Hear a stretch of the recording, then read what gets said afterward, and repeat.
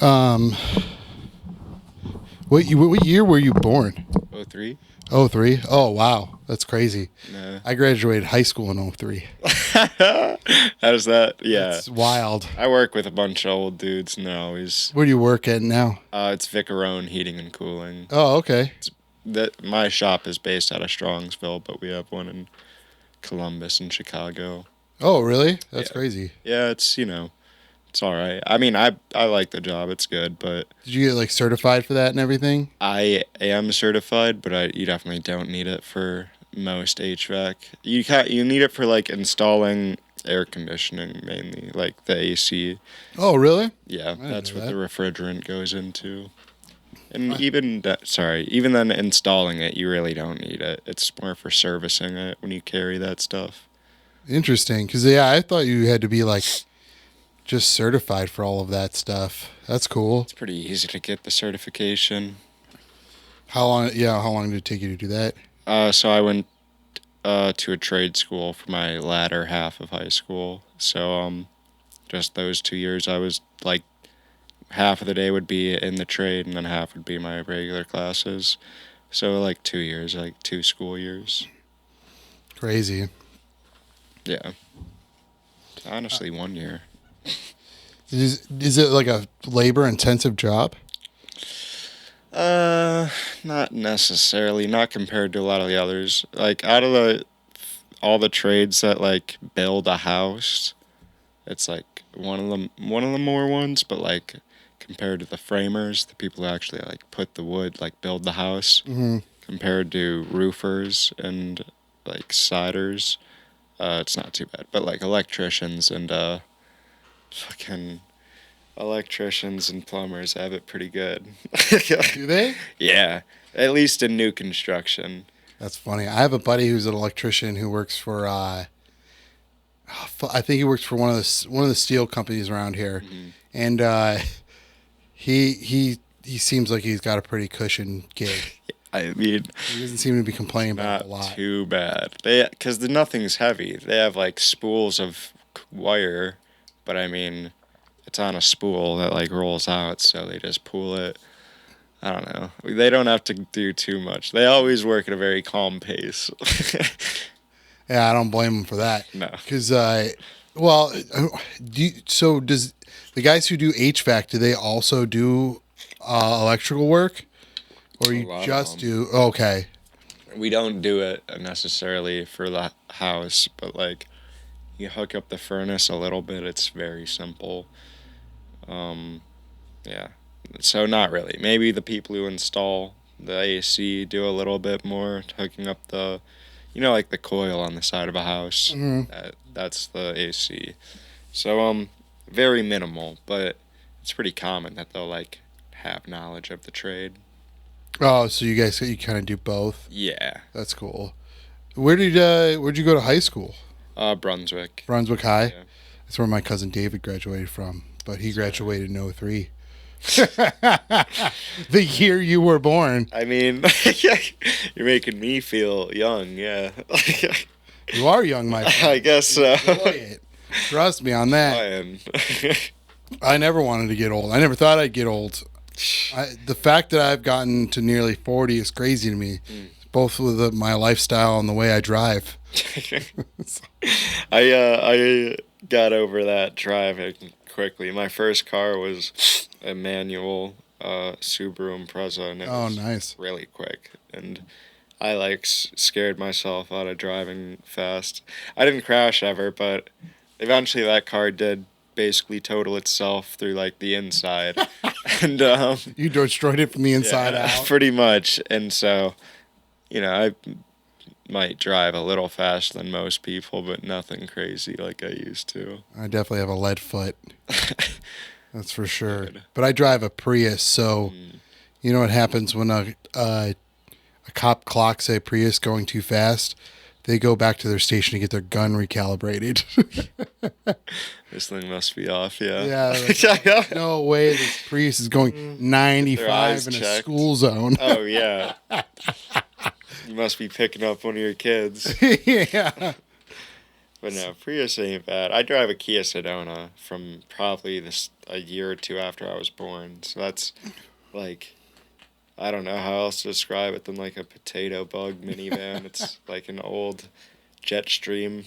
I had a 1999 Dodge Caravan, That's and it was teal. Dude, ooh. that thing was a fucking party mobile.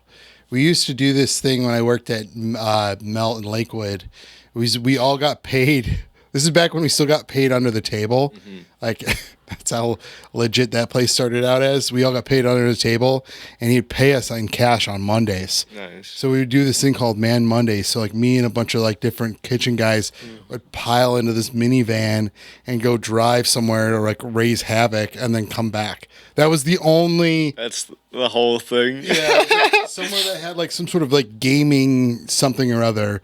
So if they had like skee ball, we'd go there, or if they had like pool tables, we'd find a place with pool tables. And we used to go to Fatheads, because Fatheads used to. I don't know if they still do, but they used to have like a bunch of different games there. I never saw which one. The one in North Olmsted. Yeah, I don't think I saw games, but I haven't been there in like Yeah, they used to have like a bunch of like years. arcade games there and everything. So we'd just go play those. It was fun. There's a few places people tell me about. I can't remember any of the names, but there's so many now. I think that's picking up. I mean, like actual arcade bars. Oh yeah, it's crazy how many there are now. Or like board games. Almost every bar these days has like some sort of theme other than just being a bar. I mean, a lot of them just like being a dive bar is the theme. It's like Oh, we're not, yeah. we're kind of shitty. And that's the Yeah. fun part. It's so weird. Yeah, it is very odd that like people are like, "Hey, come to my really shitty bar. Yeah. We specifically made it shitty for you." It's authentic. Could have swept or something. I know.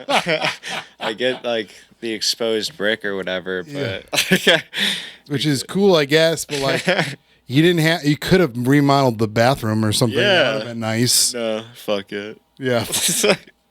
The only like legit I would, well, I guess say not only, but one of the more legit dive bars is ABC Tavern. That's like run by younger people, but like it's been there fucking forever. So that one's allowed. I'll let that one slide, but the rest of them they need to clean their shit up. I can't name any names right now, Yeah. but I they know live who by they are. one it's called I'll even say it. It's called Never Say Dive. They're not gonna listen to this. Who gives a shit? That's kind of cool name though. It's a great name for a bar, but like that was the theme, is that we're an old man dive bar, and it's like that is odd. The Goonies reference for a name. Yeah, Goonies never say dive. That's right.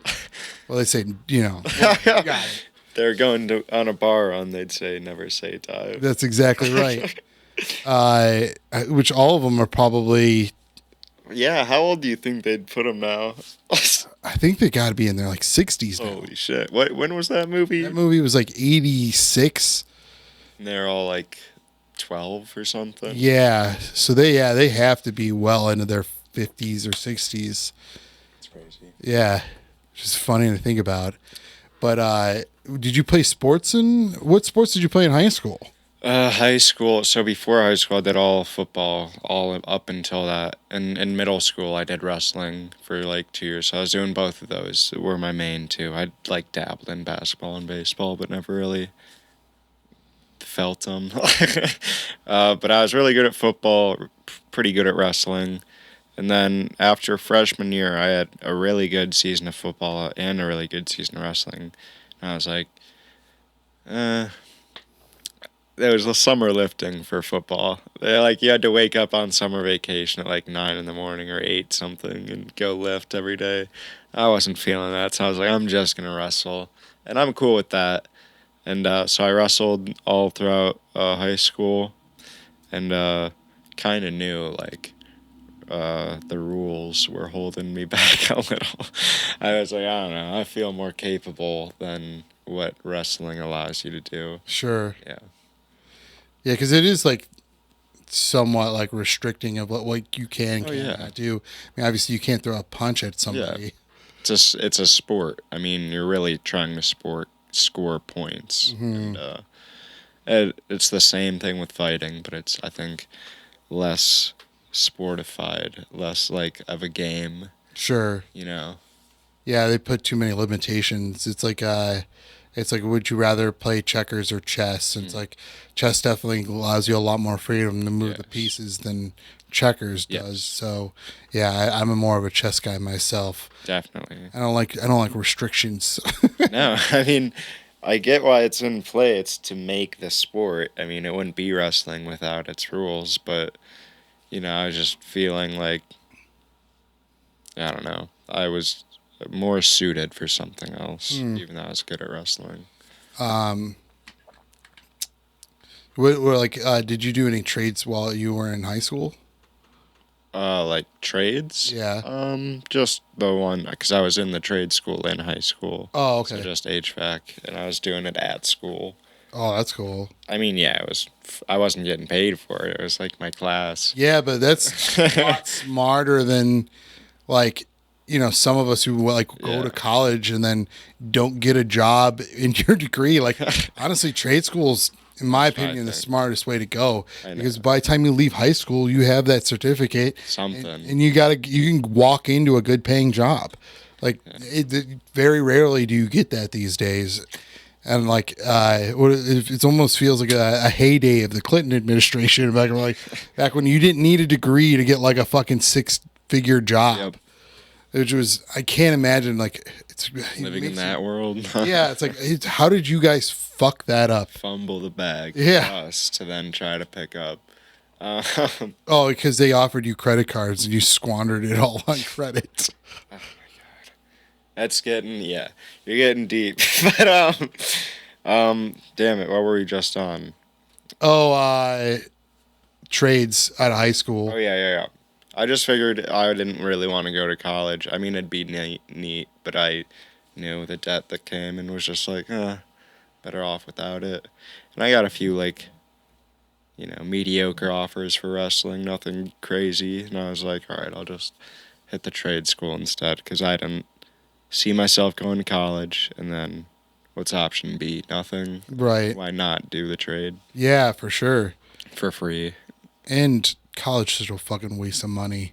I mean, yeah, if you're not like, that's the thing. I mean, you change throughout the years. Your trade, you're not set to it. It's just there if you need it. I mean, I think in college you're kind of setting yourself on a straight and narrow, like rigid path. Yeah, that's a very good point. Like at that age, like why would you set yourself up? Decide Yeah. already what your life's You're gonna too young to be. make those types of decisions. No. Like, I definitely was way too young to make those types of decisions when I was first getting into college, and all I did was fuck around for the first 2 years, and then the last 2 years, I'm like, oh shit, I need to pick something. I mean, yeah, it's like, what are people even going to college for? You're not. What do you do if you're not like, I don't know, going to That's class? that is a valid question. Seems like it's just a free for all, and Yeah, and it's sweet. No, I'm just it kidding. looks pretty cool. I got my one buddy's gonna go down to I think OU, and he's like, yeah, we'll be turning up when we're there. So I'm very excited. I've never gotten to go to some cool shit like that. Yeah, the college parties are a little bit overrated though. I assumed so, but They're cool at the time, and they're fun. And I'm glad I got to experience them. But after a while, you're like, is this all there is? Like, and then that's when you go like, okay, I guess I'll buckle down and get this thing finished because I want to be here forever with these idiots. yeah. And then yeah, and then you pick like a degree in something, and then you hope that that's something you want to do by the time you're done getting that degree. And for me, that was kind of like the downfall. I didn't want to do what was in my degree, so I didn't. At 2 days after I graduated college, I started as a dishwasher at Melt. Yeah, yeah. That was what I did. My first job out of college was a dishwasher job. I think that's how it's gotta be. I mean, if you're not already working the dishwasher job in college, then I think, cause it's pretty unrealistic to think any field. There's a lot of people at my trade school who were in either cosmetology or sports med or animal care. It's like even then, I mean, you may not be going to university for it, but Those trades are pretty competitive, and it's going to be hard to find a job in that, especially right off the bat, because you're graduating with a class full of people also looking for the same thing. So I think it's definitely very acceptable, and I'd say even necessary for your work ethic to start in a shitty place. Not even a shitty place. It's just like just starting at a trade is, I think, in my opinion, it's the smartest way to go, because you can get a good paying job, and even if you decide to go to college, like you said, like you got a good income already, or you can spend 3 years setting money aside. So this way, when you figure out what the fuck you want to do and you go to college for it, you don't have to work while you're in college. Yeah. Like that Smart. was, I didn't even. I still had to do that, but I was fortunate enough to get a job where like I didn't really have to do anything. I could do all of my schoolwork while working. Yeah. Because it was basically like a babysitting gig, which was for an old lady. Like I just had to wait for her to like wake up and then like ring her bell, and then I'd come get her. I'd take her to the bathroom. Oh, yeah. I just get her to the door. Like I don't have to go in, nothing. I just got to get her over to the door.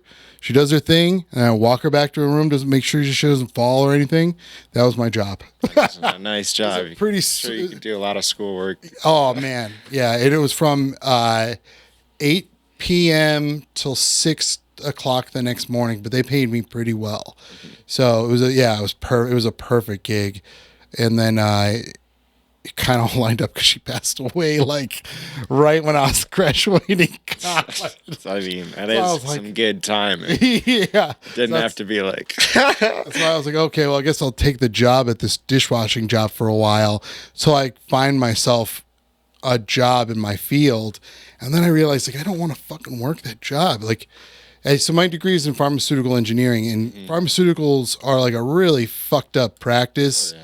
And we're talking like I'm so thankful I didn't go into this field, because we're talking the height of the opium pandemic, and like that shit was wild. Like in this Northeast Ohio was like the doorstep of that, like epicenter. Yeah. Oh, for sure. Yeah. And it was rampant here, but like it was also a lot of it was coming out of a lot of our labs here. So, to not only be in a practice that's corrupt, but also being in a practice that's corrupt and it's selling it to communities and ruining people's lives. Knowingly. Yeah. I mean, so the division I would have been in charge of was like, it was like they made like a cancer drug, and that cancer drug got compromised. And I turned down the gig already, so I'm hearing this from other people who did end up people I went to school with, so I ended up working that job, and the drug became compromised, but they still forced them to release it, even though there's all these reports saying, hey, this drug's been compromised, it could potentially hurt people. Yeah. When people have cancer, they're getting chemo treatments. When you have chemo treatments, it obliterates your immune system. Yeah. It just destroys it. So any kind of like germ or any kind of compromise to a drug it could kill people. It could really wreak havoc on their immune system. So, and they still released it, and because they already had so many millions of dollars invested in that drug, and they just wanted to get it to market so they can start making their money back on it, which is fucked up. It's weird. I mean, I know that it probably happens a good amount, but at what point does it turn back and Well, I think that's also what led to a lot of people having issues during the pandemic with the vaccines and stuff. Yeah.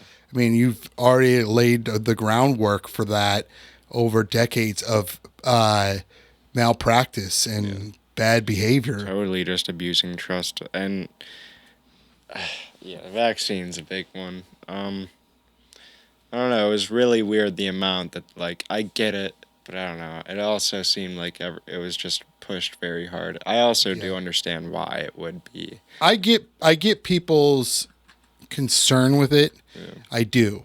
Because, again, there's been so many years of not being able to trust your government for one, and then two, doctors who have prescribed you drugs you didn't really need to begin with, just to get you hooked on them, so they can go play at like the nicest golf course in the country, The new Corvette. right? Yeah, Exactly. exactly. So I get people's hesitation on it. Is it?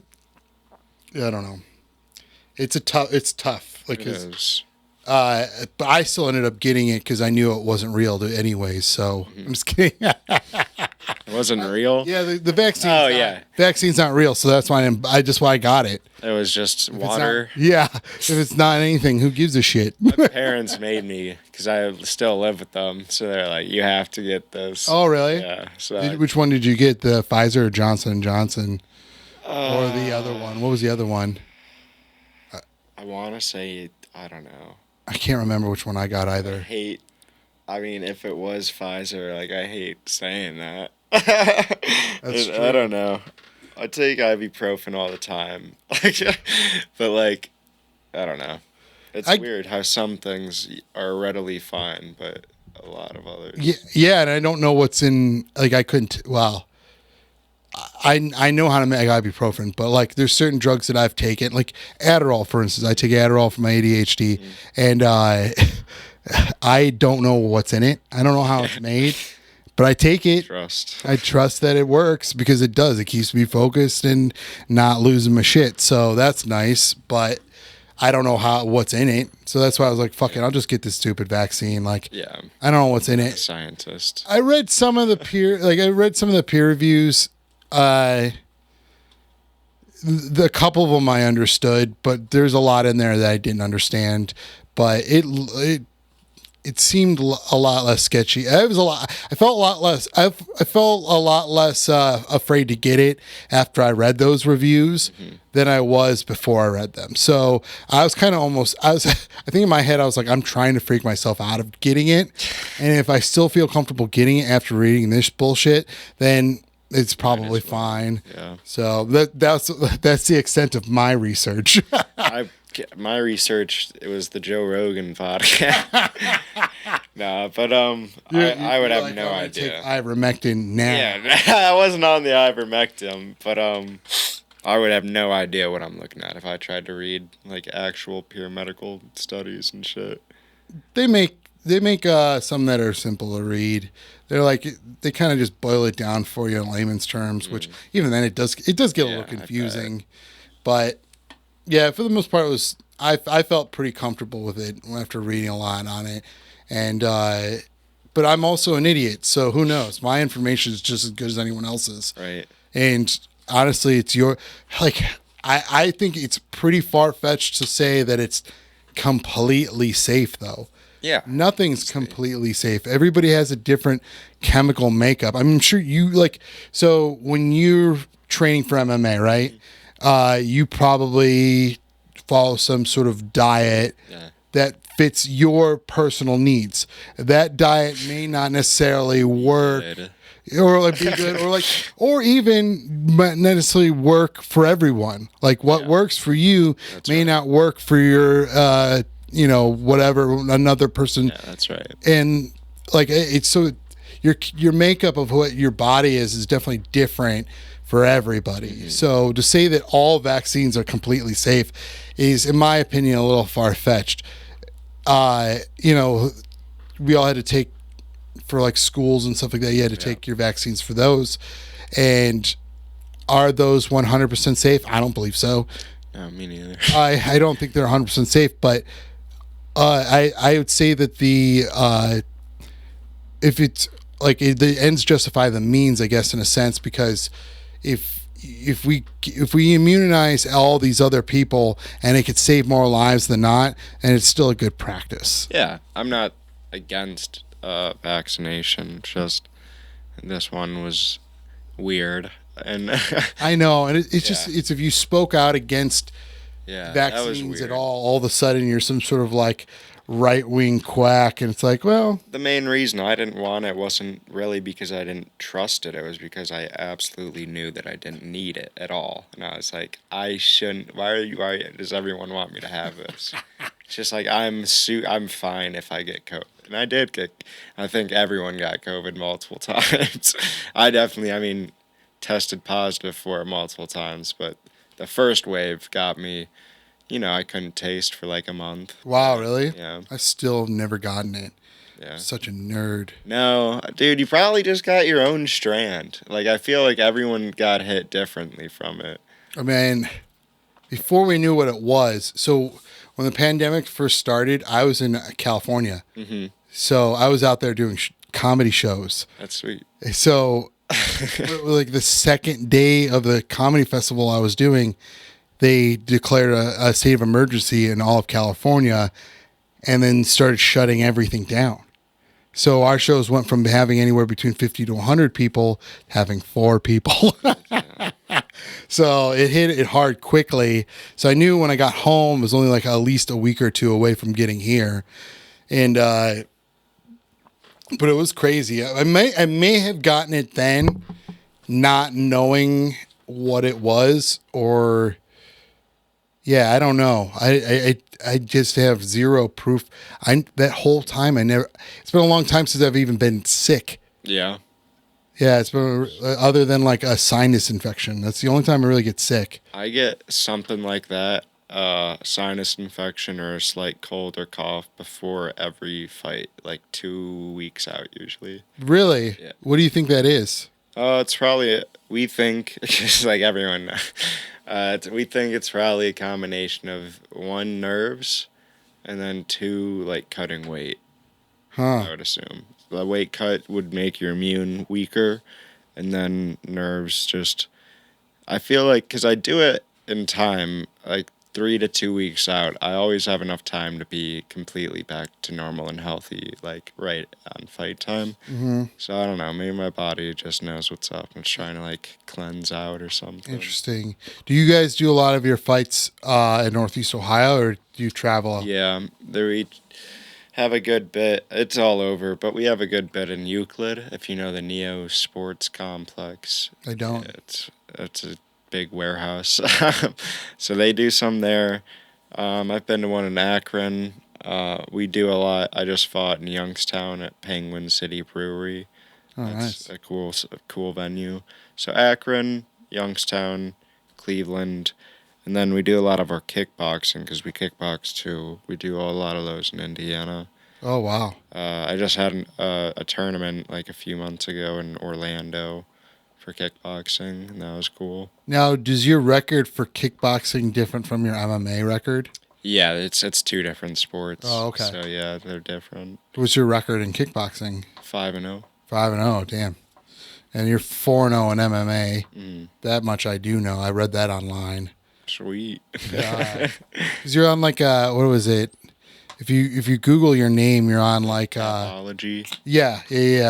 That's just the base, like the worldwide base for all fighter, or maybe it's national, but for everyone. Just pretty cool that like Thought it was pretty cool. a lot of the what was that guy's name? Shane O'Neill? Sean O'Malley. Sean O'Malley. Yeah, that kid. That's the first time I ever heard about him was through that website. Really? Yeah, How because so? like one of my friends was like, "Oh, this guy's coming up," or what. He was still like young as fuck, and a friend of mine was already like watching him and thought he was. Crazy. As an amateur? Yeah. Wow.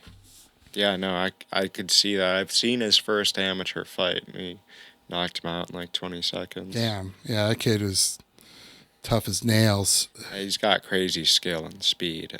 Well, so what what inspired you to get into because personally, I've only ever been punched in the face 3 times in my life, and each time was pretty unpleasant. Yeah. I hate getting punched in the face Yeah. more than anything. So like the fact that somebody would choose a profession where it's almost required to get punched in the face. I get it. The reason it sucks getting punched in the face is because you aren't in a fight.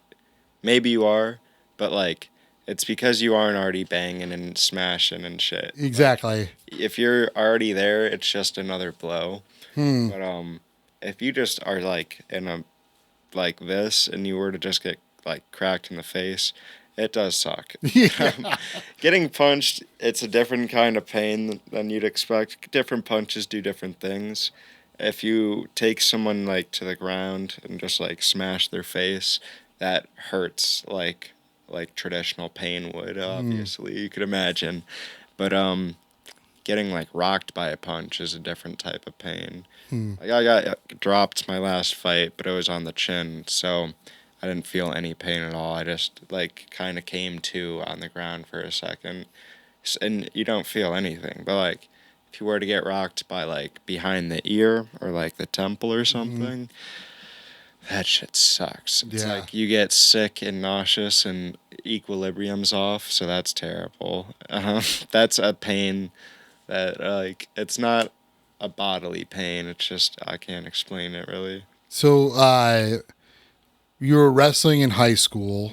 You dropped. So you kind of, I gather, you dropped football. You started focusing more on wrestling. Yes. And then what brought you into kickboxing and MMA from wrestling and everything? Well, I already knew I wanted to do something. Because it was just like, I guess no one in my family ever did boxing or anything, so it was kind of like far fetched. It was just like, I don't know. I do the school sports. So I knew I wanted to do something. Did a little jujitsu with my friends, and that was fine while I was still in high school. But I started training kickboxing at my current gym. It's been my gym the whole time. While I was in my senior year, like finishing up wrestling, I started kickboxing, and I just picked that up. Like I love kickboxing. I love striking. Kickboxing is really fun, but I like MMA a lot more than kickboxing. What do you like more about MMA than kickboxing? It's much easier to finish. So kickboxing is like boxing. If you drop someone, they get the 10 count to get up. But MMA, you drop someone, you can just hop right on and end it right there. Oh, I get it. Okay. Yeah, which that's nice. Yeah, that's crazy. It's a good. I kind of forgot about that. I know, right? I forgot, like, the last time I watched MMA, it was at a friend's house who actually wasn't even there. He was gone, but another Watch friend. this for me. Yeah, basically, we watched it at his house when he was like on vacation or something. How long ago is this? A couple years ago. It was back when Ewan McGregor, Connor. So close. You call me. I really don't know Ewan. much about the sport. I'm struggling. You're coming close. Who was the last one we were saying? Oh yeah, Sean O'Malley. Yeah, you called him like Sean O'Neill. Shane O'Neill. O'Neill. That's great. So close, yet so very far. Sugar show. But his that was the fight where his leg snapped in half. Oh, Connor? Yeah. Against Dustin. Yeah, it was crazy. That's one of the few times I actually got to like watch like a full start to finish. Like you see the whole card? Was that? Did you see like the whole fight card? Like every fight? Yeah, it was fun. I had a great time. They are fun. It's a fun sport. I think my cousin Tim did it for a little while too. Tim Demery. I think he was involved in MMA for a little while, and I don't know how far he took it. I don't know how serious he was about it, but it's a tough sport, man. I can't imagine how do you even spar for that? You spar. You just like, boxing gloves and shin guards and a mouthpiece. If you got a fight coming up, if you're like a week or two out, you might not spar. But if you got a fight coming up, you wear headgear, it's mainly to stop cuts from happening. I'm gonna be sparring more and more with the little MMA gloves because, like, I'm really good at kickboxing, but in my MMA matches or fights, it's hard to like kickbox the same way you do in a kickboxing fight because the gloves are way smaller, so I can't block the same at all. It's like a way different block, and then the takedowns are there, so I can't just focus on my kicks and shit. They can shoot a takedown on me, so I gotta kind of a different stance. So I've never watched. I would love to go to an amateur fight They are now. a blast. Yeah, it'd be a really good, fun time. But I can wonder. So, what do you see that is the kind of like the difference between an amateur fight and a professional fight? Is it like just speed or? The rules would be the first big change. Oh, okay. So it goes from 3-minute rounds to 5-minute rounds. So in Ohio, amateurs cannot head kick, which is different from most states. But pros can head kick, they can elbow, and they can knee to the head, which amateurs can't do any of that. Hmm. And they can also do like twisting leg locks, like an ankle lock, which amies can't do. But yeah, the pros are definitely better. I'm not too far. If I win like 2 more fights, the commission will force me to go pro. So um, it's not like, at least at this level, because there's still regional pros. Like professionals fight on the same cards I fight. They usually just like headline it. But you can be professional without being in like the UFC. You know, there's plenty of leagues. Just UFC's like the NFL of MMA, like Got it's the it. Premier Yeah, yeah. League. But there's a ton of professional places you can go. But yeah, I'm pretty close to being a regional professional, which will be cool. It'll be like I'll be able, once I'm able to head kick and elbow, it'll be so nice. But those will be very helpful tools. Then you'll also be able to receive those same things. I've I've had my nose broke in practice because I ducked into a knee. It's my style is a lot of ducking and weaving because I'm short. So that's definitely something I gotta look out for once I make the transition. So, like, what is like a how? When do you start training before a fight? Like, I kind of never stop training. Like, oh, you really? always want to be going in, but the fight camp will, you want to have at least like a month and a half, 2 months at least. I think, maybe a month and a half, but that's like just hard training, really going hard and getting mainly your lungs right. It's cardio is the main thing you got to prepare. Hmm. Yeah. That's interesting because you'd think it would be more like lifting and stuff like that, but getting your lungs right does make more sense because it supplies all the oxygen to all those muscles anyway. So, Well, I mean, you can do good, real good, but if you gas out and there's 3 minutes left and you got nothing to offer and the other guy has the gas, I mean, you are so fucked. So, like, you're going to get smashed, like, beat down bad because you can't do anything. Like, if you've gotten to the point where you're absolutely exhausted and, like, lactic acid fills up your arms to where, like, they feel all puffy, uh, you know, you never want to get to that point when you're in a cage. It's but, yeah. uh, yeah, like if you think about it, you know, lifting and training your technique and shit is stuff that you want to do year round because it takes a long time to do to actually notice a difference. But you also want to, I run, you know, I try to run consistently too, but you have to run like every day in fight camp. Because that's the one thing you can build up quicker than others is your cardio. Hmm. And you want to lose weight too. You got to make weight. That's my goal this year is start doing a lot more cardio and Yeah. start losing some of the. This is the fattest I've ever been. Hell yeah. This is crazy. Like, it's by far the fattest I've ever been in my life, and it's something's got to give. Mm-hmm. Like it's You're getting too successful. I'm getting too successful, and too lazy, and on all this comedy, this chuckle money. Shuffle money is good. How many fights do you guys do a year? Like, I mean, if I didn't do kickboxing, I'd do more MMA. But between kickboxing and MMA, I'd say like 4, maybe 5. 5 fights a year? That's a lot, but I'd say 4. Hmm. I mean, it depends. Injuries and shit. Other guys pull out of fights. You know, you never know. Interesting. Yeah, that's crazy that it would be. I thought it was going to be less. I thought it was going to be more like 2.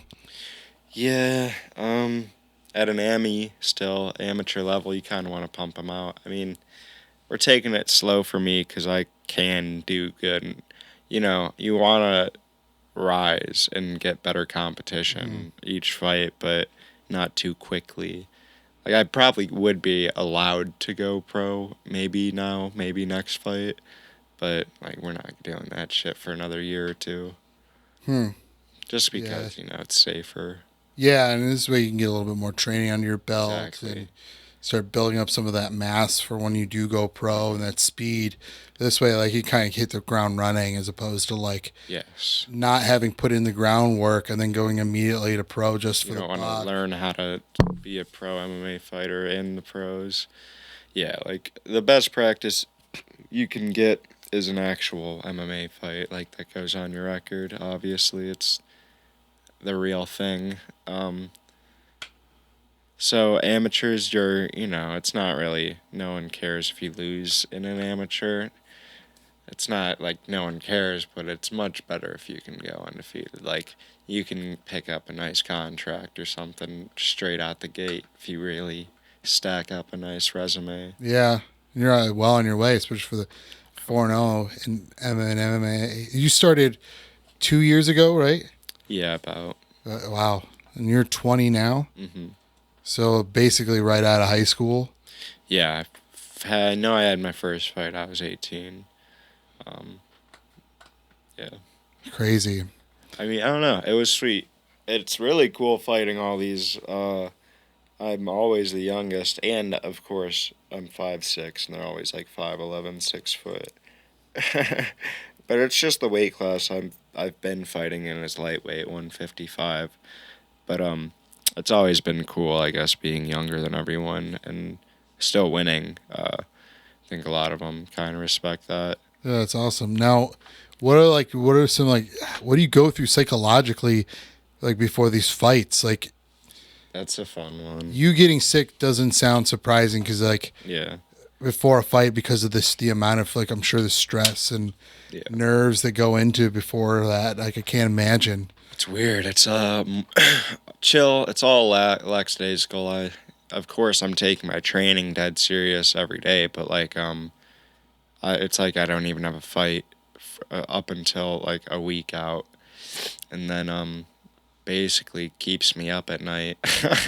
When I'm laying in bed, it just like find yourself like tensing and your fists clenching, and envisioning what not what could happen, but like what scenarios, you know.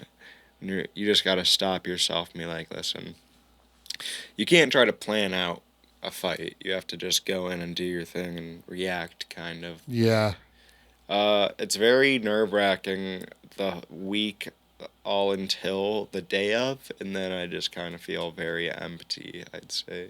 Really. Nothing at all. It's weird. And that's every time. Yes. Yeah, because I can't imagine the psychological toll that a lot of these fighters have to go through, and like the kind of the amount.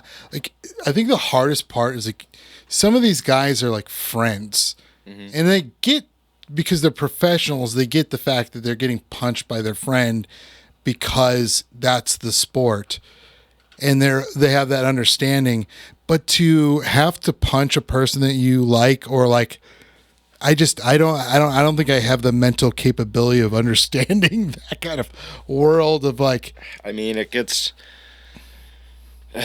touchy for sure. You're gonna cross paths in the fighting world. You're gonna cross paths with everyone. So mhm. eventually, you're gonna run into someone that you will fight in the future. Probably.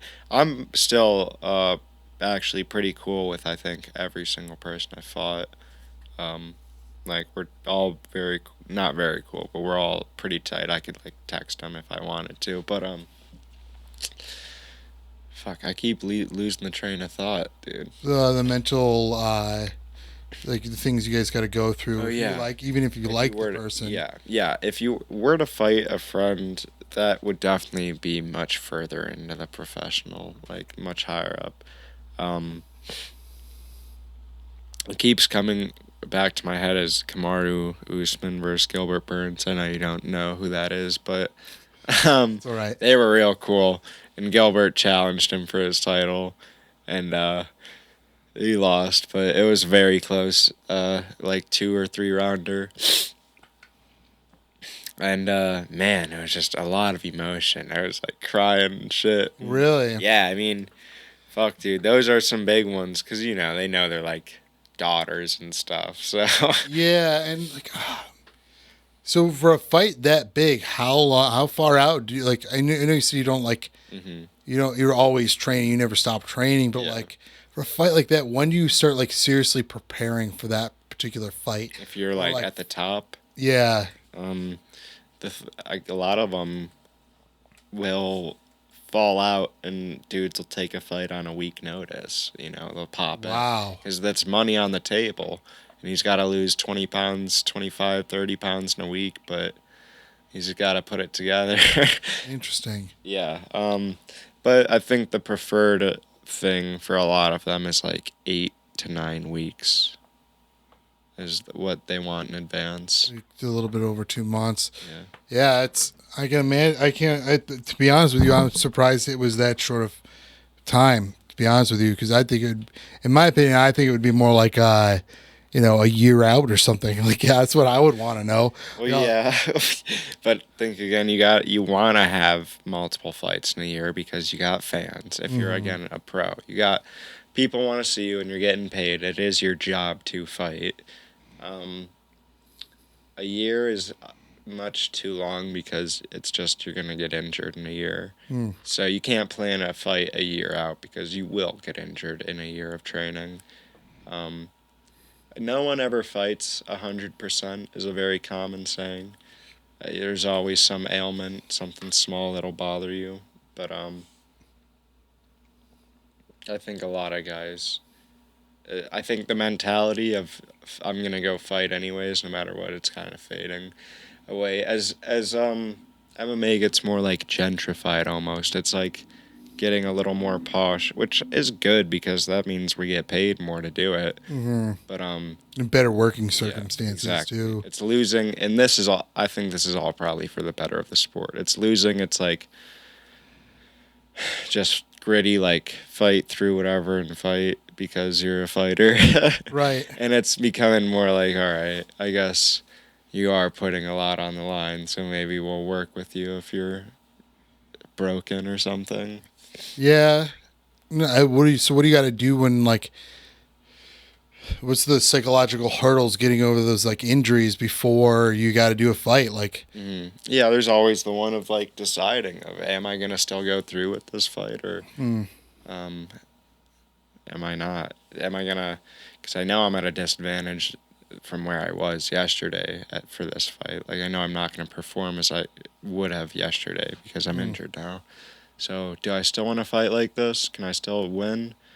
Um, and it's not a huge detriment to pull out of an amateur fight. hmm. I mean, I pulled out of like two, just because I got fucked up before, and it's whatever. I've had a bunch of people pull out of mine. Um, it's a bitch when you have people who buy tickets, though. Yeah. Yeah, then it can be a bit. This last fight, so I had a fight, my usual weight, 155, in Youngstown, and we were like a month out, and my parents got a bunch of tickets for like the whole family. It was like 1,000 worth or something. And my opponent pulled out, and I was like, Mm. whatever, we'll try to find someone. And I didn't know that my mom had bought the tickets yet, so I was like, Oh. they got me this other one, and they're like, we got you a catch weight. You got to bump up 165 to fight this dude Oh if you shit. want to. And I was like, nah, fuck that. And then my mom's like, we bought a bunch of tickets to that. And I was like, fuck. So I called them back. I was like, all right, I'll take this fight. I'll gain 10 pounds. Yeah, I mean, yeah, it's less gain 10 pounds and more don't lose 20 pounds. Got it. Yeah. I'll walk at probably 170 and then fight at 155. But next fight, we're going to 145. Really. Uh-huh. That's the I can't imagine like all the intense like things that your body goes through too of like having to drop all that weight in such little or gain all that weight in such little time too. Like the gain comes easy. I mean, I'm sure it's not nice for the body, but for me, it's easy to put it on. And I mean, psychologically too, of having to like almost switch gears. Like, I'm sure psychologically it takes a toll on people. Well, psychologically, just the not eating, that will suck, but I learned to get over that after a little bit.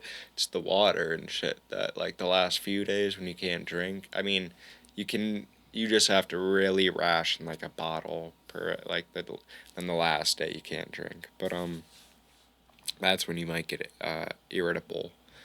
And, I bet. Yeah. 'Cause you're a little messed up at that point. Don't care as much as you would have.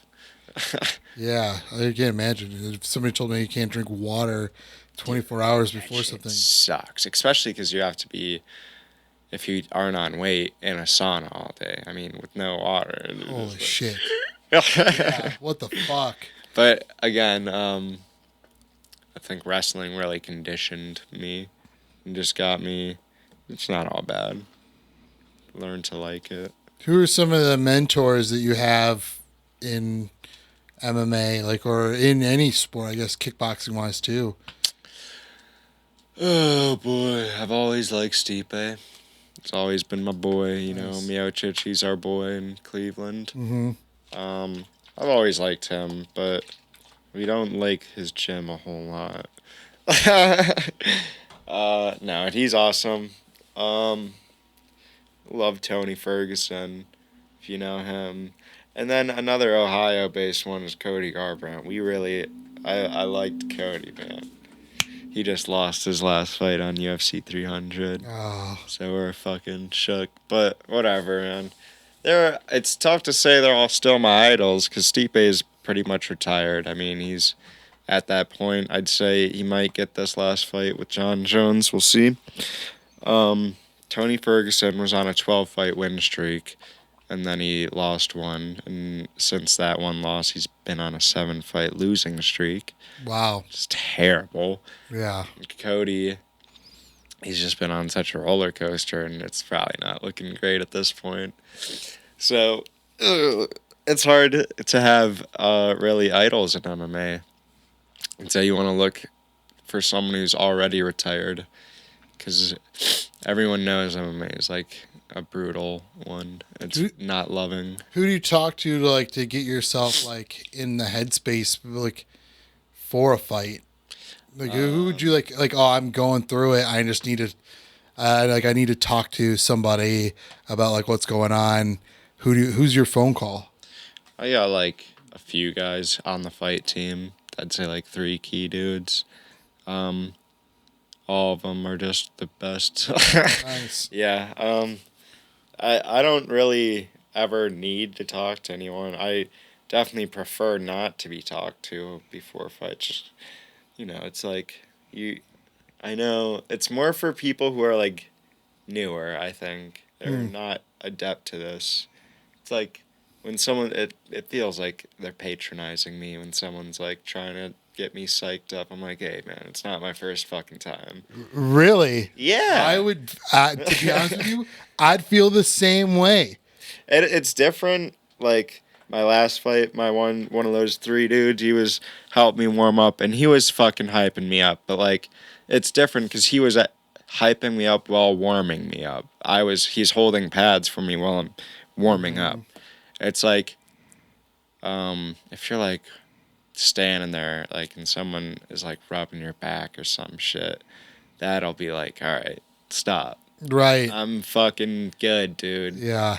And my head coach, he noticed that pretty quick. Like for my first fight, he might have did it, but then never again. He noticed I did not like it. Yeah, because you seem like a very calm and grounded individual. Thank you. For that kind of sport, because some of those dudes are fucking psychos. Yeah, they're like they do that like arbitrary, and it works for them. But I'd be on definitely a lot like yourself, where I'd be like, "Why the fuck are you yelling at me right now?" Like, it's like, what is this? We both know this is fake and contrived. Yeah, I mean, at the higher levels, most of it is. Rarely, It's like it is fake. They're selling it, but dude, there's obviously that real animosity because they know what's gonna happen. I mean, it's not scripted once you go in, so you know you have to hold something against this person. And like my last fight, Amy's, it's very uncommon. I mean, it's not like we have pressers or anything Mm, to like hype up the fight, so there's not really shit talking between competitors. It's all very respectful. We're all in the same boat. No one mm-hmm. else does MMA. Right. So yeah, it's usually not any shit talking, but like my last fight, very respectful the whole time, and he really wasn't like talking shit, but he was flapping gums for sure. Like it was when we were in the cage, like about to go. He was Oh, like, I don't know, saying some shit. He was just out of like having fun, but it doesn't, from my POV, he had like a stone cold face on, and it's not, you gotta be. That was really fun to be able to say something back though. It was yeah. fun to respond and I guess buy into it a little bit, buy into the fight. That is an interesting point you just brought up. Like, how much of it is like, okay, you know, what's said in the ring is just words, Mm-hmm. and like that's kind of like, it's people do it in professional sports all the time, or they'll talk shit to each other, but then once they're off the court, like that shit stays on the court. Do you feel like that happens a lot in MMA, or do you think they take it outside the ring? A few scumbags will take it outside the ring. I think it happens more so in MMA, the respect, because like I've always kind of resented a little bit of like ball sports, even though I really liked football and shit. It's Sure. just like a bit of like egotistical pussy to it, where it's like they'll dunk on someone in basketball, then like, and it's like I could fuck you up. Right. Like I know that you just dunked it really good and got points, and Right. it was athletically I can't dunk a ball. I can't do that feat you just did, but it's like I don't know. I get what you're saying. Also, too, like I'm a comic, so I kind of look at things in the way of like, Satirically. or not that. It's just so much as like I couldn't see myself being such a, like Yeah. in a team sport, because the nice thing about doing stand up is I don't have to call anybody to do it. I don't have to wait on somebody to write material or do anything. Where in the same way, like with MMA fighters, it's definitely like it's just you and you alone. Yeah. And it's probably what sparked it was, you having that realization in football of like, I don't want to have Oh yeah. to Play like, shit with everyone and bounce opinions and or be at a place at 9 a.m. to lift weights yeah. because it's for the morale of the yeah, team. exactly. Like so I was at the sales job, and every single day and I didn't last long. I lasted like 3 days at the sales job because there was so you hear what, so every single day what they did was, they would play music and you would come running into the room as if it's like your intro music.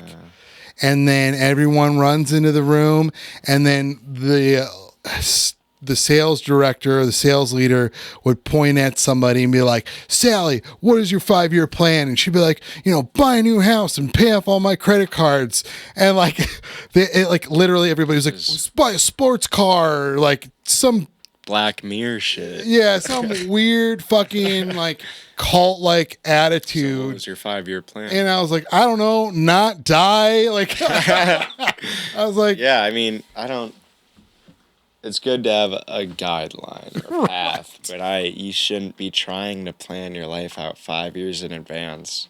that's why also I related to you saying like, oh, when they're trying to get you pumped up arbitrarily. I'm like, yeah, I feel that, dude. Like I hate when people do that. Like it really does get under my skin. It's like, cringy. You're undermining me. Right. You think I can handle this. Right. All I need is It my is heart rate cringy. up, and then I'm good to go. It is cringy. I hate, when you're trying too hard. There's a lot of guys who do it in comedy, and I get it. Like you're doing it because you need it, but for me, it's like it's really annoying. I mean, What would you say to yourself? Like, you're funny? I'm confused. Hey, you're real funny. And they're like, oh, let's fucking do this. Like, back there, like trying to get themselves like psyched up to tell dick jokes. It's like, what are you doing? I feel like if I did comedy, my pregame would always have to be like 1 or 2 shots and a cigarette. I might be able to hop up in front of everyone then. I mean, you have a much better understanding of what I do than most people. You share the stage, and then a lot of what you do is reactionary based off of I mean, mine isn't the crowd, it's my opponent, but still. I know you have to change. Yeah, if I'm doing crowd work, sometimes, or if they say something while I'm doing material, but I will engage with the audience. So when I first started doing stand-up, I like to just do material. I'll write material and say the material and get the fuck off the stage. If somebody said something to me or anything was said in the crowd, I wouldn't even acknowledge it. I just keep pushing forward just with the material. And I kept getting asked, or I kept getting booked to do the crowd work show at Hilarities. And Hilarities in Cleveland is like one of the best clubs in the country. So you're not going to say no to stage time, even if it's the weakest point in your stand-up. Like, I was not good at crowd work. I didn't like doing crowd work. I didn't like interacting with the crowd at all. Got that. And so they kept, because the booker there liked to watch me squirm up there and eat shit trying to do the crowd work show. And over time, because I kept getting asked to do it, I got pretty fucking good at it. And now, like, I consider myself pretty solid at crowd work. That's awesome. And so I am more like, I can, bob and weave and respond, as opposed to like have to necessarily like come up with the material myself. A stiff, rigid plan that you're trying to stick to. Even Right. If it's not necessarily. I think in a lot of ways, who's the quote where it's like, everybody goes into a fight with a plan until they get punched in the face? I think it's Mike Tyson. I think so too. That's what I thought. Like, I love that saying, because like it's a lot like comedy. Like, I have a set list that I had put in place. I wrote it all out. Like, I'm going to do this joke, this joke, this joke. But as soon as I start talking, that plan goes out the window quickly. My whole plan in fighting, for like any fight, the whole plan is like touch gloves, circle a tiny bit, throw a lead low kick, and then wing it. I mean, really. I love that. You can't try to plan it out. If you do, I mean, you can. If you're like, I'm going to take him down and submit him, you can do that. But like, I don't like to do that. So I like to just try to basically spar for a little bit, feel what's open, and then I'll kind of start to launch hard. That's smart. Yeah, I do the same thing in stand-up, where I like, if I'm doing the crowd work show, I have one prepared question. That's it. Actually, no, I take that back. I have one prepared question and then one question that I'll get to if the crowd sucks. Okay. That's it. I have 2 questions, and then I just ask the first question and just see where it goes from there in the conversation. It's got to be tough. I couldn't do it. It's surprising how much, if you have a good audience who understand that, like, oh, this is an open conversation, We have to engage. Yeah, and we're gonna yes and the things he says. That's fun. When you have a good audience, it's a lot of fun. Sometimes you don't get the best audience, and you kind of have to like draw it out of them, or you got to really take the lead.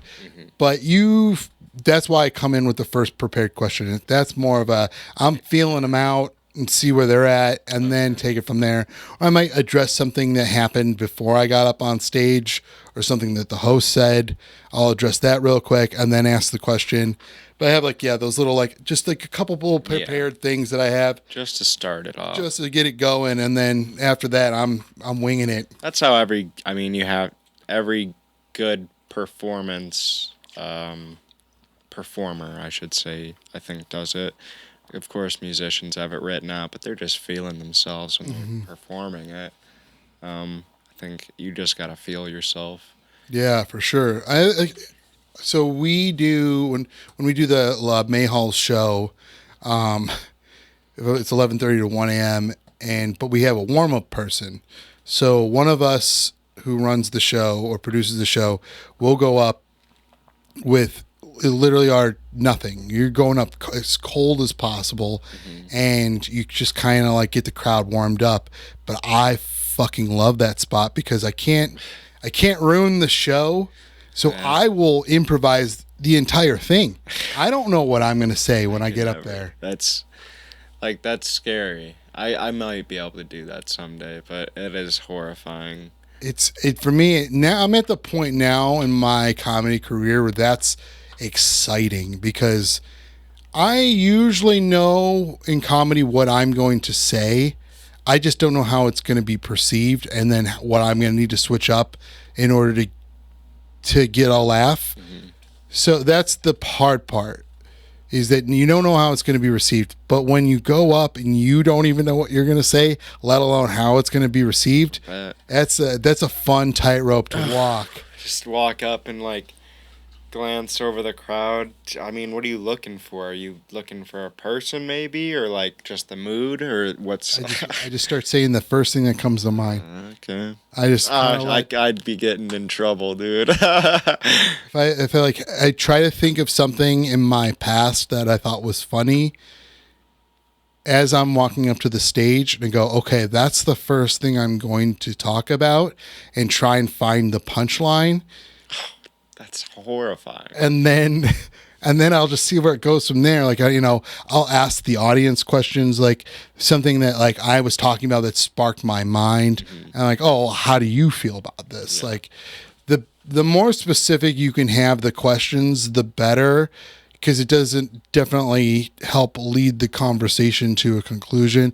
And then they feel involved and you get like a kind of like a rapport going. And sometimes things get, you can quickly get into inside jokes faster, and then you can call back to that inside joke at the end of your set, which is going to get a good pop because they already liked it the first time. Like one time I did a show where like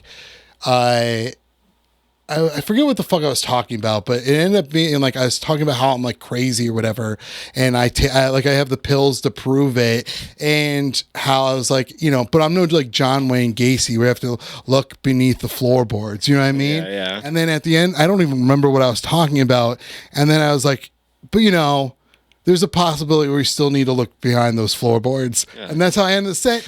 And it didn't matter what I said before that because I knew that was going to get a laugh. Set up, yeah. Because I had already made that like an inside joke with the room.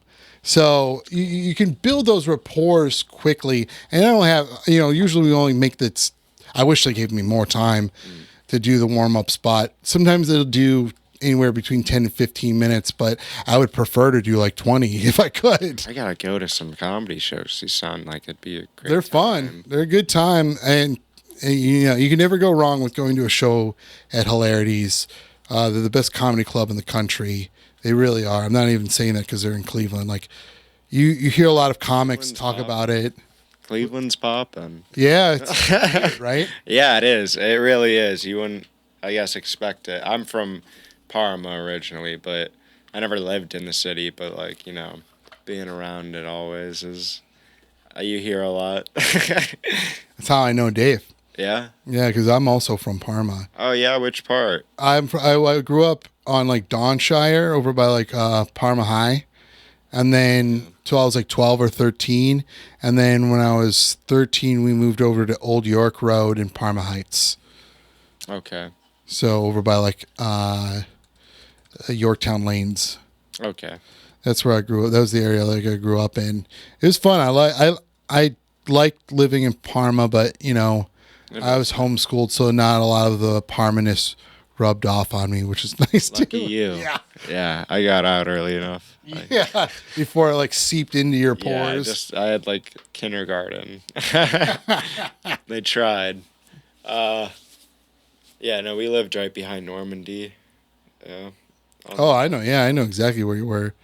That's funny. King's Court. It was like Lancelot and Camelot and shit. Oh yeah, I know exactly where that is.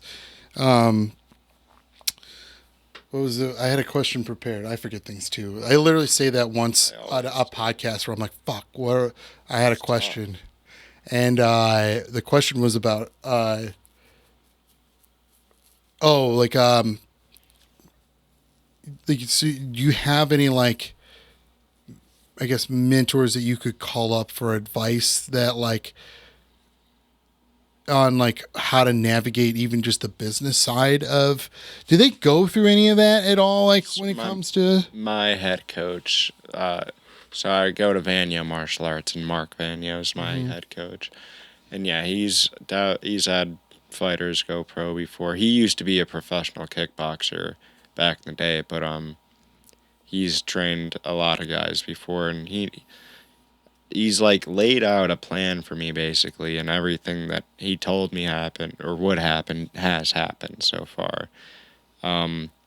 He's told me like not a ton. He basically keeps me to what I need to know. But as I've been rising up and it's been looking more and more serious, yeah, he's been giving me more, I guess, like advice about the game or, just tidbits of knowledge that like things to look out for maybe. yeah, because I in comedy you have these like these people who've like have gone through it or at the very least seen it, and like both in all aspects of comedy, like they were a comic, they've dealt with agents and then sponsorships and all that. Like you see that a lot too in MMA. I'm like, I wonder if they have like, because in comedy there isn't like a class you could take, Yeah. or there's no like system in place of like how to navigate the business part, which gets a lot of us in trouble because what you do is you overextend yourself financially thinking this money's going to always be coming back in, and sometimes that's just not the case. Like you rise as hard as you fall, like, and if you save while you're on the rise smart enough, then the falls significantly more cushioned. Yeah. I mean, no greater example in the world is Jerry Seinfeld. Like Jerry Seinfeld, by the time he was done with Seinfeld, the show, he never had to work another day in his life. That's a pretty hard fall off. Yeah. And, but it didn't seem like a fall off for anybody because he had hundreds of millions of dollars saved in the bank, Which is nice. which is great. But like, that's like one comic out of millions and millions and millions of comedians who actually like could say that they're like a bona fide almost billionaire. Yeah. So Oh yeah, and I mean, going back to fighter pay, it's still in its infancy, and I guess I don't know how the hell the pay works for these fucking ball sports where they're like throwing like 20 mil at each player. But fight, like the biggest names in fighting are like the tippity top. In MMA, might get like 3 mil a fight. wow. Conor McGregor might get like 4 at his prime, 5 mil. Now when he went to boxing, he got like 20 mil or some shit. But still, it's just like these top fighters. I guess each fight, if you're not like the champion, you're getting, and it's good. Like I wouldn't be complaining if I was getting like 120K a fight. Right. But still, I don't know. It's a lot, but once you start getting to that point, there's a lot more mouths to feed. Yeah. I mean, you got to feed your agents taking a cut. You got trainers. You got nutritionists. You got a lot of people that need to be paid for their time. The biggest thing is that your medical bills are not covered at all. So That's crazy. I mean, yeah, There's who's gonna cover it? Yeah, you're not gonna. Yeah, you're not gonna also get insurance because you're an MMA fighter. You're not. What insurance company is gonna go? Yeah, we'll give you health care, knowing that you're going to probably be in the hospital. Luckily, my work insurance doesn't know. Well, you're out of now, pal. Oh shit! No. Just anything I'm popular with is the insurance people. How funny would that be? Is like all 95% like my listener base would be like got people who work in insurance claims. Like we're gonna have to. I know since I said the company I'm at, they fucking immediately rewind to that spot. It's like most replayed.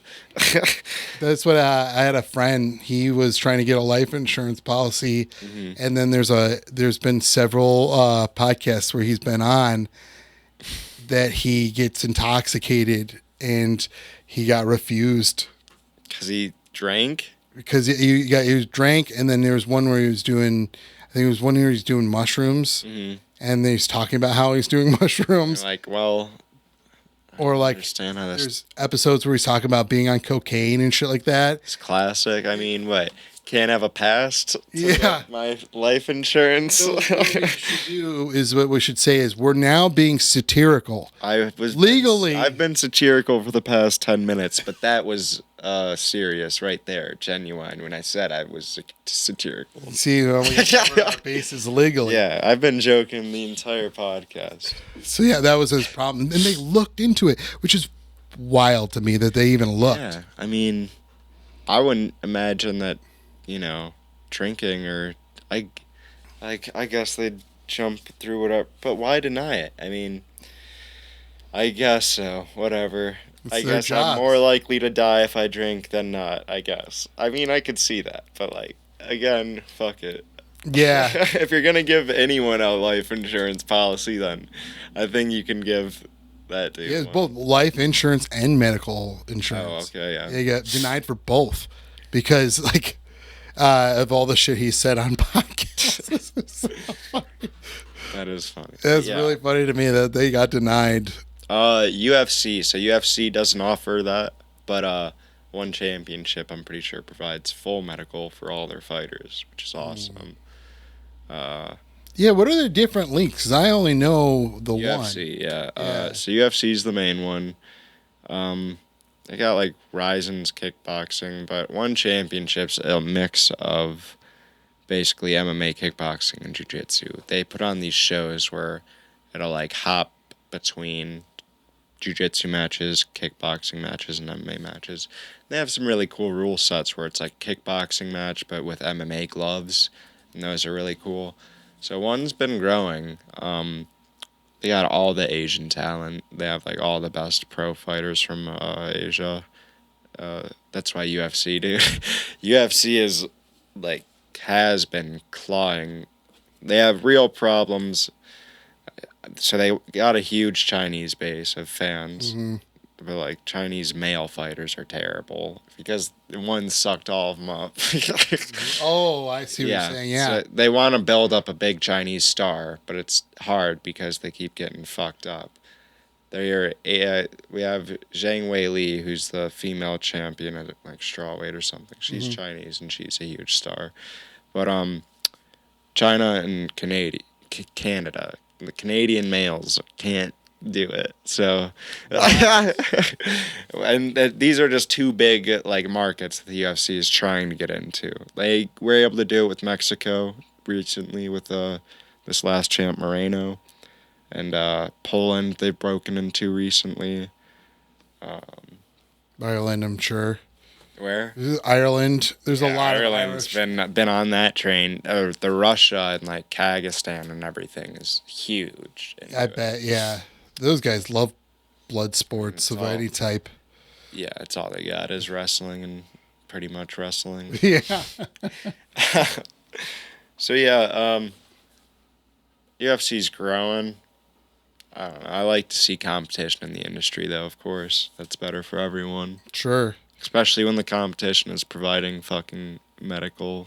Dude, yeah. How do you not provide that when you make that much money? I mean, it's the same thing as the WWE, which their ethical practices are so fucked up because 9% of the people who work on the WWE or any of the characters they have on the WWE are basically 1099 subcontracted work. They don't actually work for the company. Yeah. So they don't have to provide them any kind of benefits whatsoever. So they can let them go whenever too. Or I don't know how the WWE contracts work. I don't know if I don't remember fully what they're one of those guys John Oliver or something did a whole episode on how fucked up the WWE is. I don't remember all of it, but I remember thinking how the fuck can you get away with making that amount of money and still not provide? Dude, it's the same thing. Yeah, it's crazy. I'm assuming the $4 million you were talking about that I'm gonna fuck his name up Connor. again. Connor. Yeah. He got. I'm sure. Was that purse money or is that show money? Oh, And then okay. after that, he gets more pay-per-view shit. Okay? And then what do you think is like the best way for a fighter to actually make money in the industry? I'd say, damn, that's a good one. You got to be really good. If you can be, so it's honestly at this point, if you're going for money, and let's be honest, what else are we doing this shit for? Like, of course, it's fun and everything, but Sure.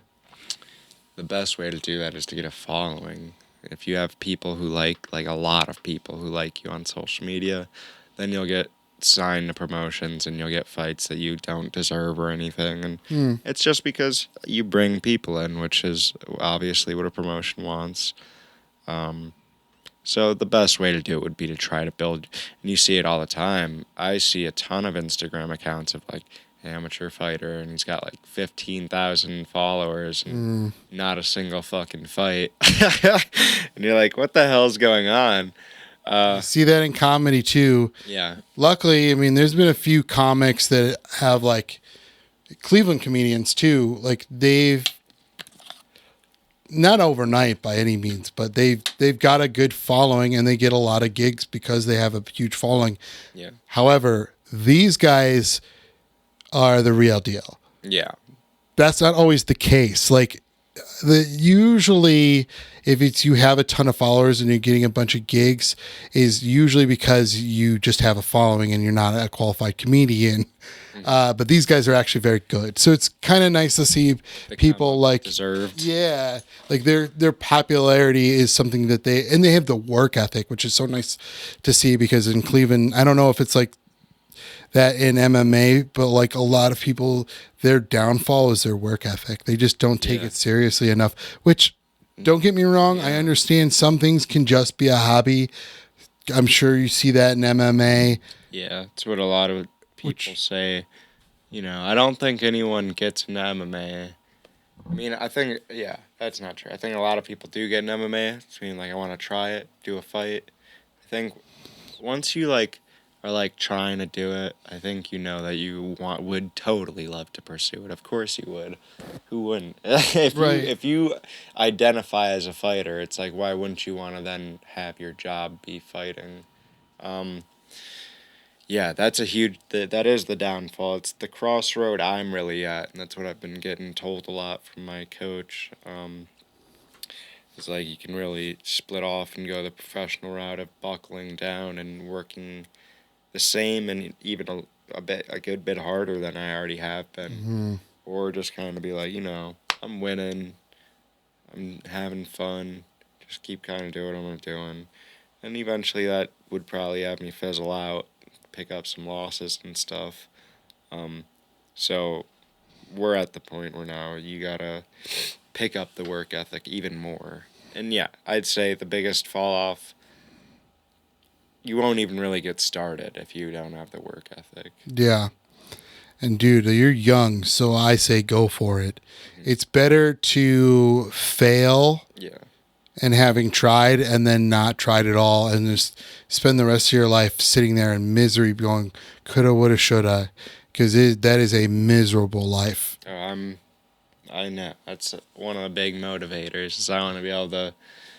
I already go to sleep every night pretty happy knowing that I do a passion. And I know if I, get to see an old age, I'd be so proud of myself to be like, even if I didn't go all the way, I'd be like, at a point in my life back in my young days, if I could tell people like, yeah, I was a professional fighter. Yeah. That's pretty cool, I think. And, I'm sure all I know is comedy. I don't know MMA all that well, obviously, but like I do see a lot of similarities in it with comedy because it's the same thing. Like it's all circumstantial. Like you could be the fucking best comedian in the world, but if you're not in the right places or you don't catch the right opportunities, it doesn't matter that you're the funniest. Yeah. You just didn't get seen and it sucks. And I'm sure that's a story for a lot of people, more so than Jerry Seinfeld. Like what that is an anomaly. Yes. And you're only going to get so many of those because they have to only have so many of them to be able to prop them up as like, this is what you should be shooting for. But 95% of us, I'm not going to be that. I'm not going to be Jerry Seinfeld. I mean, we're at the point. But speaking of anomalies, because I was pretty young, who the fuck, Dane Cook? Yeah. Like, what is that? How does that person get a following of people who think that's funny? He was MySpace, a part of the huge MySpace boom. Just like, how does that? Like, I saw He's a very charismatic, likable individual. But you are a comedian, right? And you've seen his stuff. Sure, It's just like, he's not for me. It was horrid. But so I kind of equate. So I'm sure you see fighters that you're like, man, this guy's sloppy as hell. Yeah. And yet he's still rising through the ranks for whatever reason. It's cardio. For fighters, it's toughness and cardio. They can suck ass, but you see them at the top levels because their chin holds up and they're nonstop pressure, and they just can keep going. So that'll break, a skilled guy who's not top tier, It's a lot like in comedy, and the barometer for us isn't us. Like, I'm not a big Dane Cook fan. Do I think Dane Cook's a shitty comic?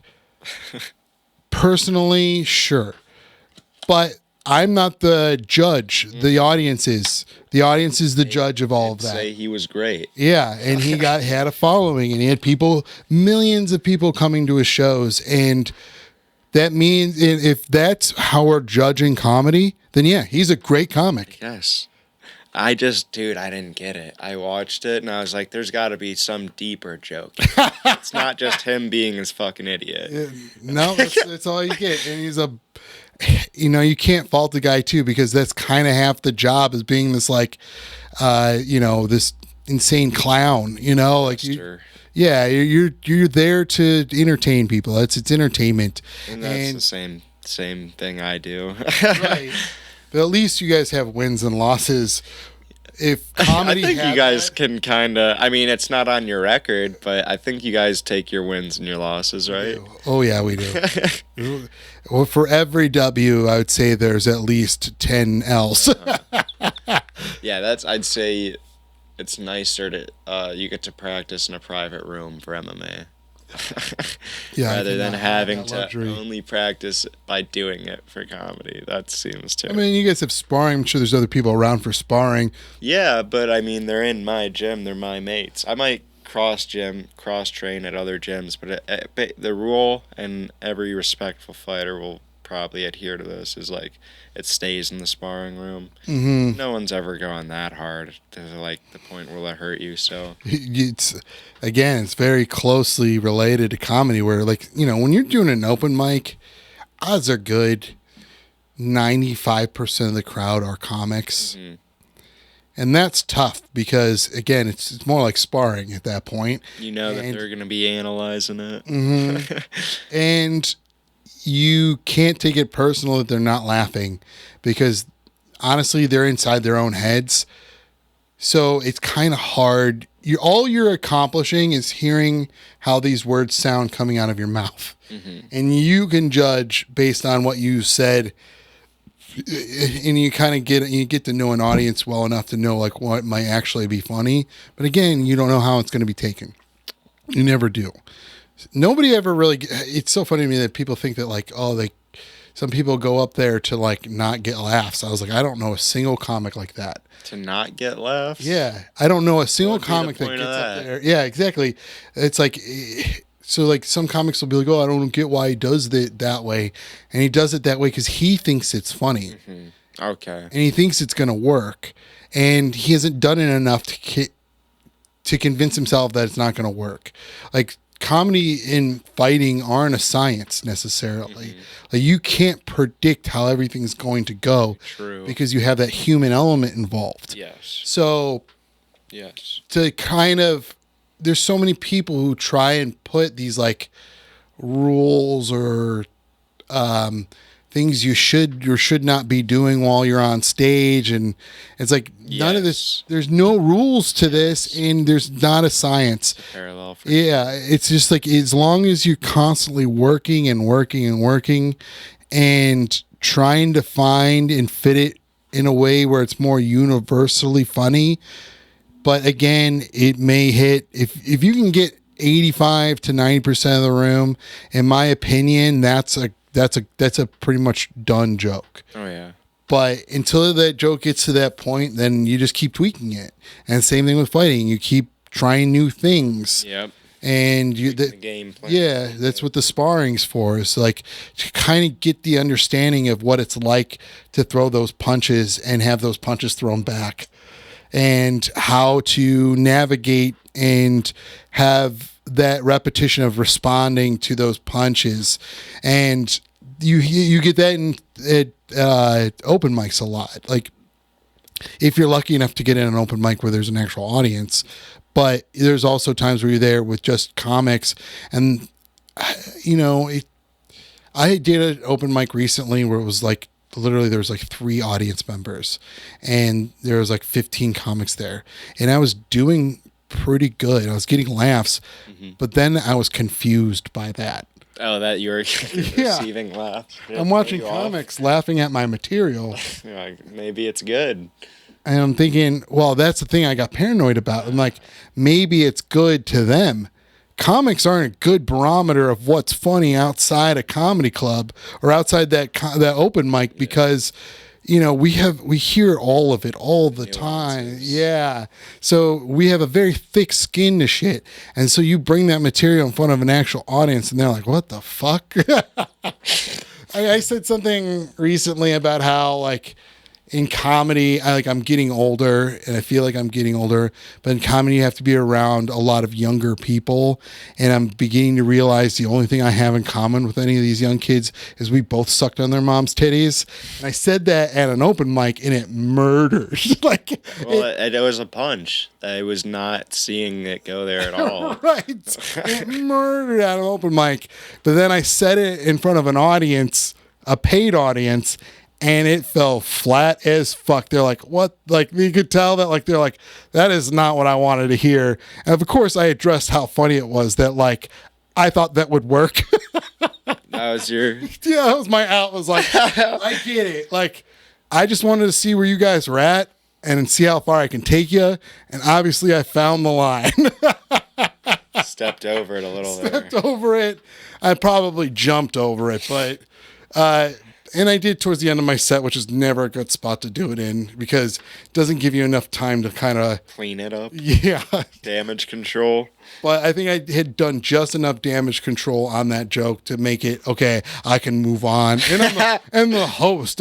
What a dumb spot to be doing in it. And because I'm coming up to a cold audience as a host. Mm-hmm. So the try and push them a little bit or off the rip is not a good start. They're not even warmed up yet. Yeah. So I'm like, all right, let's bring on our next comic. And the next comic was like a friend, Dizon France. And luckily he is a very funny, very calculated comic. So I knew I could kind of push them a little bit and he'd be able to like get things back on track for me. And I that's another reason why I did it, because I knew who was coming up after me. And you knew you had the clean slate after. Yeah. And I knew that would I'd make him look really good because he's very charming. Yeah. So if I look like an asshole, he's going to be a breath of fucking fresh air. Sometimes you got to wingman, and yeah, that is a industry thing. I mean, obviously you can't really do it the same way in fighting, but see a lot of fighters always trying to give the advice and poke down. That's nice. I'll take it because they've been through it more than I have. But at the end of the day, I've always seen it as competition. I've been competing and wrestling for over a decade, and it's the same thing pretty much. I can't imagine having to pick a profession where you're required to get punched in the face. That's wild to me. How would you feel about punching others though? I wouldn't like that either. I don't think. I don't have the emotional fortitude. Well, again, that's also why I think I'm empty when I'm doing it, and then I just see it as competition. I don't have any ill will or malcontent in my heart when I'm doing it. I'm just like, we're doing this. I mean, we're both consented, and they're always like 30 or something, so Yeah. they can make their own decisions. Yeah, they're adults. But yeah, it doesn't feel good. It feels bad if you actually get someone bad. Then it's like, you're hyped up. I'm always happy because it's over, and I'm like, no, no chance of me getting killed in front of my family. Yeah. Like, that's a big breath of relief when it's over. So that may be why I'm very happy. But like, if you look over and your dude's still all fucked up, you're like, that's not great. Yeah, and you definitely like I get the understanding of like you have to disconnect. Like, emotionally you have to disconnect because otherwise you are going to feel bad for punching somebody. Yeah, and or you might feel too mad for getting punched, and you'll just fuck yourself trying to go in. That's a very good point. Yeah. I didn't even think of it that way. Yeah, I mean, 'cause the main emotion you're going to feel in there is more than likely fear. You may not even notice it. You're not going to be, like, chattering your fucking teeth, but, like, and you can have a poker face, but still, you'll feel fear. And I don't know. The proper response is to just kind of let it not drive you, but, like, I like to let it sit in the back, keep my defense real high. Yeah, I can't imagine. I've only been punched in the face 3 times, and each time was like infuriating. Once, and like your adrenaline just starts going, and you lose all control. Because you're not in the cordial human mode anymore. You're like, oh, like I was meant to like do this. I've been living in a society of computers and shit. Right. But then you get hit and your lizard brain takes over. Yeah, isn't that crazy? Yeah, it's very odd. And like that I mean, that's a weird way to put it. Like you lose control. It's just instincts take over and you're ready to go, which is so weird. Yeah, because I guess in a sense, like you're mentally aware of what's happening, but you just don't have it in you to make it stop. Like I also have a fear of I'm horrified by mice, like those little white mice, or like red eyes, like a little house mice or whatever, like a lab mice. Yeah, those, and then the little gray ones that you find in like your house. Okay, like irrationally horrified. It's like, you know how people have like an arachnophobia where they're just horrified by spiders. Yeah. It's like that, but with those mice. Is there any reason? I think it's because my dad was also afraid of them, and just watching the person who's supposed, as an impressionable young person, seeing him as a child being afraid probably just heightened my fear because he's supposed to be the guy who's protecting me. Makes sense. And he's getting afraid of this thing. Makes sense. So I think that's where it stems from. But I know logically I'm acting irrational. Yes. But I cannot get myself to stop for that fear. So I shut down completely. It's the oddest thing. But I can't. It's like I'm aware but not in control. And it's the same thing when you get punched in the face, where I'm aware of what's happening some of the time. Sometimes I black. There's one time where I blacked out. Just the rage. Yeah, and I came to of me like rubbing this person's face into the ground. I've never been in a fight outside of my sanctioned ones. Oh, really? Yeah, you're so lucky. I can talk a lot. When you fight outside of like some sort of organized sport, I can guarantee you there's no winners, regardless of who gets to walk away without us or whatever.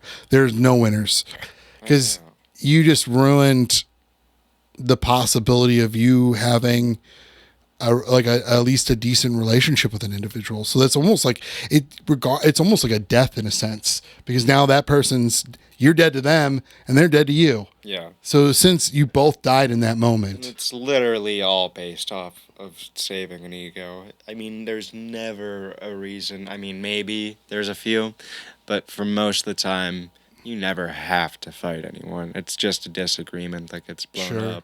up. So you could walk away from mostly everything, I think. But, there's a few that I've never started a fight. I can't imagine starting a fight. You gotta want it. You gotta Who the want to fuck fight. does that? You gotta be in a very bad mood. Or just drunk. I've had a good amount of people try at the bar because I dress up like a fucking idiot when I'm out. And but like me and my friend Trey go out all the time, and he fights too. He's a middleweight, so he's bigger. Oh yeah. And so we're always out, but like, I'll definitely have people say some shit to me until the bar. I frequent the same bar usually, and the staff and like some of the regulars know that I fight, so it'll often get to them somehow, and no one ever wants to fight anymore. I can't though, because I'm sued out the ass if I hurt anyone, and I will hurt someone. I can't fucking fight anyone. It sucks. I feel like I've been training to be able to fight in public, 'cause what else, dude?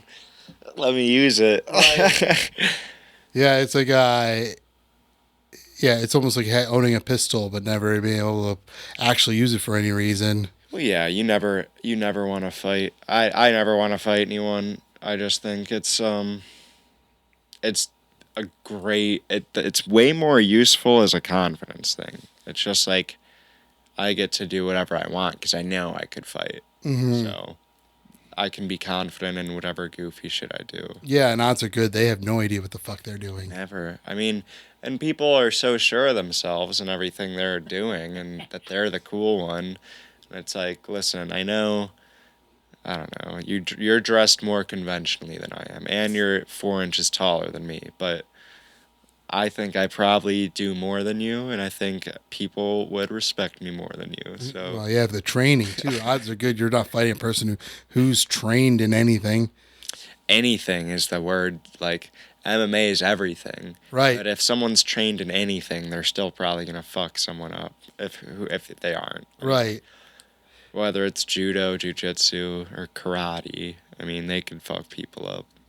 They got a friend who does jiu-jitsu, and that is like a lot of like, it's crazy. Yeah, it's rolling. a lot of rolling around and like using muscles you have like no actual practical use for other than just the jiu-jitsu itself. So Yeah, jiu-jitsu's good. I think wrestling, I think it goes in importance for like what you should have. I think people should know how to box. If you can, kickboxing is much better, but if you can just learn how to box, it's good. And then jiu-jitsu's good.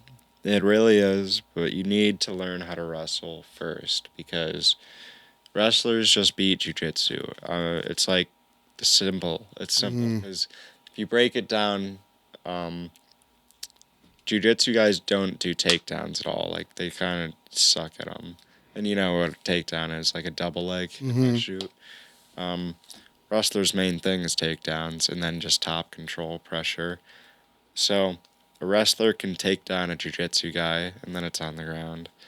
But a jiu-jitsu guy can't take down a wrestler. I mean, because wrestlers also have great takedown defense. sure. I know I'm talking a little bit of a circle here, but That's some of the things you run into in MMA. yeah. Like a guy who's like mostly Specialized trained. in Yeah. one thing. It's a lot. In Ohio, especially, it's a big grappling state, so not a lot of strikers up here. Yeah. Interesting. Yeah, and the only thing I ever was like, my uncle taught me how to throw a punch and like use my weight in the punch. That's it. That's all I know how to do. And I don't even know if I know how to do it well.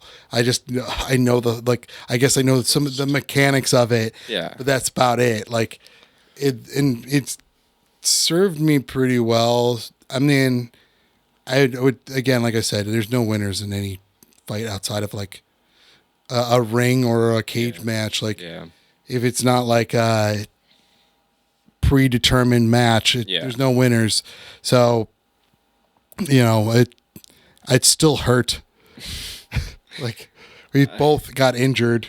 Yeah, you are gonna take some, and you're gonna more likely take damage, I think, in a street fight just because of the environment one, and then your knuckles being exposed too. And I get Vaseline in my face before my fights too, so punches like slide off easier. That's nice. Yeah, it's just to try to prevent cuts. Yeah. I would agree though, and that's why I don't do it. Yeah, it sucks. One time I've only been in 2 fights, but I've been punched in the face 3 times. One of the times was pretty funny. So I used to own a bar, and that bar was a concert club, and we were doing like a hardcore show. And there was one guy who was just kind of like getting a little out of control. So I went to go like talk to him, but I didn't realize there was like somebody like near me who was like spinning their arms like wildly. Motion. And he clocked me good. Damn. And I just remember grabbing this kid and just like pushing him up against our jukebox and going to like punch him. And he's just like flaring his arms like, no, like I didn't mean it. Luckily, I had the wherewithal to not take that further. Man, he got me good. Like I had a black eye. Mm-hmm. I had a huge knot for like a week on the side of my head. Like it didn't cut me open completely, but I had like a little cut. That's a bad one because it's like a blunt force cut. It's not a slice. That's like you got bashed into a cut. Yeah, which are nasty. And his hand hurt. He apologized profusely. I'm sure he was. He felt so bad. I'm like thankful that I didn't take it further because swipe his head off. Yeah. Just the fear on his eyes, I'll never forget. Like it's like that's enough of an apology. Yeah, he didn't mean it. Like he didn't. His intentions weren't to my fist or his fist to connect with my face. So, those things happen from time to time. But especially at like hardcore shows with the guys just like flaring their arms around, it's crazy. Yeah, I've never been that kind of person. I'm very I'll stand there and cross my arms. Doesn't mean I'm not enjoying myself. It's just how I prefer to interact with the music. For me, it depends where I'm at and what I'm doing. I've been to one concert besides like Dave's in Grave, but I was in New York. I went to see Paris, Texas. It's like nice. 2 rappers. It was really fucking fun. It's just tiny venue packed, and I was fucking moshing. I'm gonna mosh. I've been wrestling is smashing your fucking face, and I'm sure you can do it in a respectful manner. Yeah, because you're not control yourself. Since I'm so small, I like to like fling myself around like a projectile more so, but still pack on some weight if I gotta. It was at a show at what the hell's the name of that venue in Lakewood? It's a real small. It's such a small venue, and it was packed. It was across the street from the Foundry, the Fantasy. Okay. The Fantasy, and it's a really tiny venue. It was a pretty big band that was playing there too, which is really odd that they would have them there. But it was packed to the gills, and like the crowd wasn't necessarily moshing so much. It was like because there wasn't enough room to actually mosh, but there's a lot of movement going on. And I noticed that I was like surrounded by women, so I just literally just kept my hands up. Because I am a 30-something-year-old man in a crowd dangerous game. Mid to late 20-year-olds. I am not getting dangerous accused of game. Anything. Keep those hands up. I kept them up the entire. The show went forever. My arms were getting tired. I be on the same shit, dude. I've always been a bit of a dog. now I'm fighting and I'm getting a little more recognition. I mean, if I look at where I started, I've been climbing, and more people are noticing. It's like I'm on the cusp of being on the cusp of something, Hell yeah. So I'm like, you gotta be more careful. You're talking to too many girls at a point. Yeah. You gotta calm down and make my selections a little more, because I don't know. doing dumb shit all the time still. I mean, I'm 20 still. Yeah, Give me a little. you're at the age where it's appropriate behavior. A little slack. Yeah, I don't know. To each his own. And I'm married. I've been with my wife for 11 years now, and we're still very close, and things are good. Like, and I don't have any any desire to do anything else, but like, I just but that took a long time to get to. Yeah, like I've never even had a girlfriend because I know I'm not ready for that commitment or anything, and it's just not time. I'm trying to build myself up first. I'm about to enter, I think, what seems to be, it'll be a fun part of my life. So I don't necessarily need a girlfriend right now. I think it'll just, I mean, maybe we'll see. If something cool happens, I'd be cool with that. But You have the right person. yeah, but that's a rarity. And you are because during my 20s, I was in a band that toured quite a bit. So having a girlfriend was really difficult because I was gone all the time. It was just gone. I'm changing. I'm busy all the time. Yeah. All right. Well, I guess it's a good spot to end on. For sure.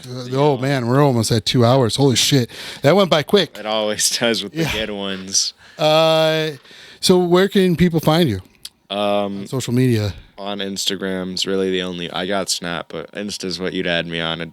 Anthony_Monachino, and that's Monachino.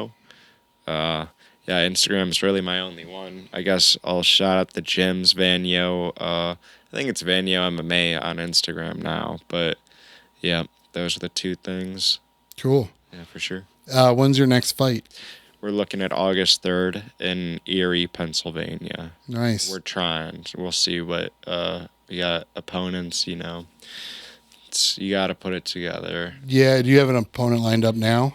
Kind of. Okay. We're waiting for them to accept. We'll see what happens with that. Cool.